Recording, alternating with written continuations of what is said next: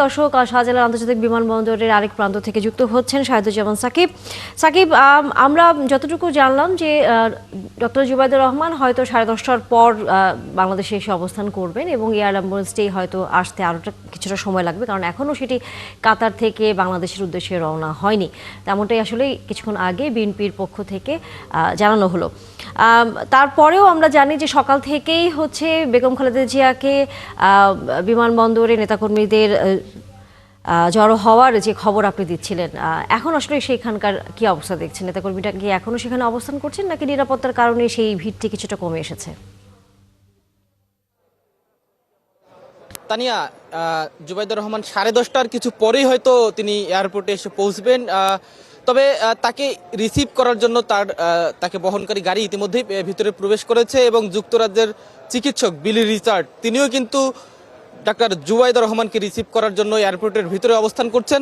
পাশাপাশি কিছু নেতাকর্মীদের উপস্থিতি আমরা এখানে লক্ষ্য করছি। তারা রয়েছেন যতটুকু অভ্যর্থনা জানানো যায় আর কি, সেটির জন্য তারা অপেক্ষা করছেন। যদিও এখানে কড়া নিরাপত্তার কারণে কিন্তু অতিরিক্ত কোনো ধরনের লোকসমাগম আমরা লক্ষ্য করছি না এয়ারপোর্ট এবং এয়ারপোর্টের বাইরেও। যেহেতু আজকে বেগম জিয়াকে কাতারের আমিরের যে এয়ার অ্যাম্বুলেন্স সেটিতে করে লন্ডনে নিয়ে যাবার কথা রয়েছে, সেটিকে ঘিরেও কিন্তু বাড়তি নিরাপত্তা এখানে রয়েছে এবং এয়ারপোর্টের আশেপাশের এরিয়াগুলোতেও কিন্তু সেটি রয়েছে। কাজেই এখানে বিএনপি এবং বিএনপির অঙ্গ সংগঠনের নেতাকর্মীদের খুব বেশি ভিড় বা উৎসুক জনতার ভিড় আমরা লক্ষ্য করছি না। বিএনপির যারা শীর্ষ স্থানীয় নেতৃবৃন্দ রয়েছেন তারাও আসলে তেমন নির্দেশনা দিয়েছেন বলে আমরা জানতে পেরেছি। এখানে আমরা বিএনপি পরিবারের আহ্বায়ক তিনিও উপস্থিত রয়েছেন।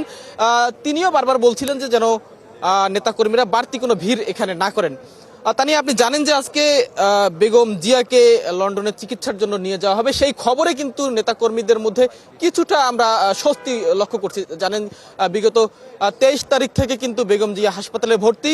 এরপরে যখনই তাকে লন্ডনে চিকিৎসার জন্য নিয়ে যাওয়া হবে এমন খবর পাওয়ার পর কিছুটা স্বস্তি বোধ করছেন নেতাকর্মীরা। তারা বলছেন যে যেহেতু চিকিৎসার জন্য দেশের বাইরে নিয়ে যাওয়ার মতো পরিস্থিতি রয়েছে, অর্থাৎ এটি তাদের জন্য একটি ভালো খবর।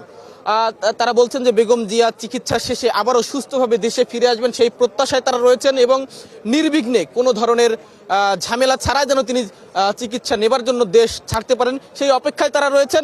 পাশাপাশি বেগম জিয়ার পুত্রবধূ এবং বিএনপির ভারপ্রাপ্ত চেয়ারম্যান তারেক রহমানের স্ত্রী ডাক্তার জুবাইদা রহমান তিনি আসছেন, সেটিও নেতাকর্মীদের মধ্যে বেশ উচ্ছ্বাস তারা লক্ষ্য করছেন যে পুত্রবধূ তিনি যেহেতু চিকিৎসক, তিনি দেশের বাইরে থেকে যতটুকু খোঁজ খবর রাখছিলেন দেশে এসে সরাসরি হয়তো তিনি আরো বেশি ভূমিকা রাখতে পারবেন, সেটি কিন্তু তারা বলছিলেন। এছাড়া কাতারের আমিরের যে এয়ার অ্যাম্বুলেন্সটি আসবে সেটি কখন নাগাদ আসবে সে নিয়ে আসলে নিশ্চিতভাবে কোনো তথ্য এখন পর্যন্ত বিএনপির পক্ষ থেকে আমাদেরকে জানানো হয়নি এবং এয়ারপোর্ট কর্তৃপক্ষ তারাও আসলে কোনো তথ্য এখন পর্যন্ত দিতে পারেনি এবং এয়ারপোর্ট এখানে ল্যান্ড করার জন্য যে আবেদন সেটিও এখন পর্যন্ত করা হয়নি। সেটি কবে নাগাদ পৌঁছবে সে খবর হয়তো আমরা বিএনপি তাদের অর্থাৎ কর্তৃপক্ষ যদি আমাদেরকে দিতে পারে তখন আমরা জানাতে পারবো। এখন পর্যন্ত জুবাইদা রহমান এয়ারপোর্ট দিয়ে এই ভিআইপি গেট দিয়ে বের হবেন, এরপরে তিনি সরাসরি এভার কেয়ার হাসপাতালে যাবেন। আমরা তিনি আসলে এয়ারপোর্টে পৌঁছলে হয়তো পরবর্তী খবরাখবরগুলো জানাতে পারবো। তানিয়া, সাকিব, নিশ্চয়ই আমরা তখন আপনার সাথে আবারও যুক্ত হব।